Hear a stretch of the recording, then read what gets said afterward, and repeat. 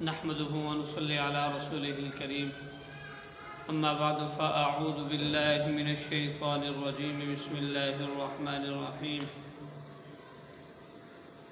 وإن كنتم جنبا فاطهروا صدق الله العظيم۔ میرے دوستو، بزرگوں، بھائیوں، آج ہمارے معاشرے کے اندر مسلمان دین سے بہت دور نکل گیا ہے۔ ہم دنیاوی لحاظ سے بہت زیادہ محنت کرتے ہیں، لیکن دین کے لحاظ سے ہم بالکل صفر ہیں۔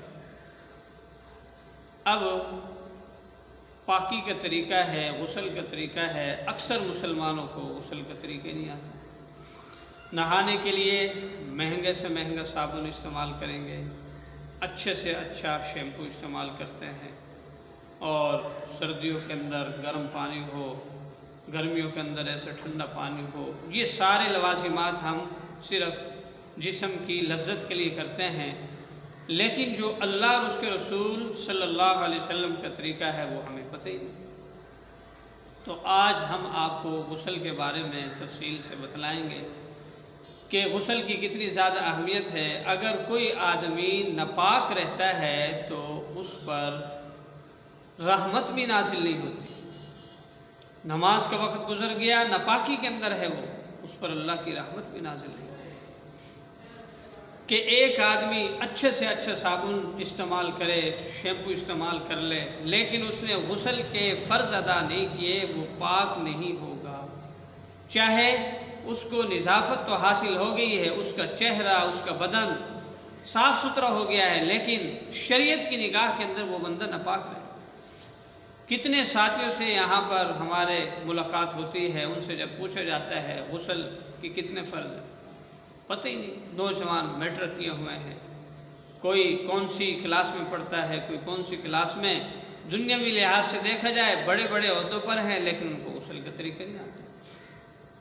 یہیں پر ہی ایک ساتھی سے میں نے پوچھا غسل کے کتنے فرض ہیں، وہ کہنے لگا 5۔ انا للہ و انا الیہ۔ ایک سے میں نے پوچھا، کہنے لگا 3۔ میں نے کہا کون کون سے؟ کہتا ہے صابن، تیل، تولیہ، یہ غسل کے فرض۔ یہ تو ہماری حالت ہے۔ جب تک انسان شریعت کے مطابق، اللہ اور اس کے رسول کے حکم کے مطابق غسل نہیں کرے گا، وہ پاک نہیں ہوگا۔ تو غسل کے 3 فرض ہیں۔ نمبر 1 کلی کرنا، یعنی منہ بھر کر کلی کرنا، یہ پہلا فرض ہے۔ نمبر 2 ناک کی کچی ہڈی تک پانی پہنچانا۔ اس کا طریقہ یہ ہے کہ چھوٹی انگلی آدمی تر کر لے اور ناک کی کچی ہڈی تک پہنچا لے۔ اور نمبر 3 پورے بدن پر پانی بہانا کہ ایک بال کے برابر بھی جگہ خشک نہ رہے۔ یہ ناف ہے، اس کے اندر بھی، یہ جو دونوں کان ہیں، کان کے پچھلے حصے اکثر خشک رہ جاتے ہیں، یہ بھی، اور کان کا اندرونی حصہ ہے یہاں پر بھی، یعنی تمام اعضاء پر پانی بہا لینا کہ ایک بال کے برابر بھی جگہ خشک نہ رہے۔ تو یہ 3 فرض ہیں، اور اس کے بارے میں بھی آپ سمجھتے جائیں کہ جو غرارہ کرنا اور ناک کے اندر دماغ تک پانی پہنچانا یہ فرض نہیں ہے، یہ سنت کے درجے کے اندر۔ کہ بعض لوگ ایسے ہوتے ہیں جب رمضان میں احتلام ہو جائے، غسل فرض ہو جاتا ہے، تو وہ غرارہ کر لیتے ہیں تو روزہ ٹوٹ جاتا ہے۔ غرارے کی شرعی حیثیت فرض نہیں ہے، غرارہ کرنا سنت ہے، اکثر لوگوں کو اس کا بھی نہیں پتہ۔ اور اسی طرح اگر پانی ناک میں چڑھایا اور دماغ تک پہنچ گیا تو یہ بھی فرض نہیں ہے، یہ سنت کے درجے کے اندر ہے۔ تو اس لیے جو فرض ہے اس کو فرض کے درجے دے، اور جو سنت ہے اس کو سنت کا درجہ دے۔ یہ تو ہو گیا غسل کے 3 فرض۔ اس کے بعد غسل کی 5 سنتیں ہیں۔ آپ صلی اللہ علیہ وسلم نے ارشاد فرمایا کہ جو شخص میری امت کے فساد کے زمانے کے اندر ایک سنت پر عمل کرے گا، اللہ تعالیٰ اس کو 100 شہیدوں کے برابر اجر و ثواب عطا فرمائیں گے۔ 100 شہیدوں کے برابر۔ اگر آپ نے غسل سنت کے مطابق کیا، آپ کو 500 شہداء کے برابر اجر و ثواب ملے گا۔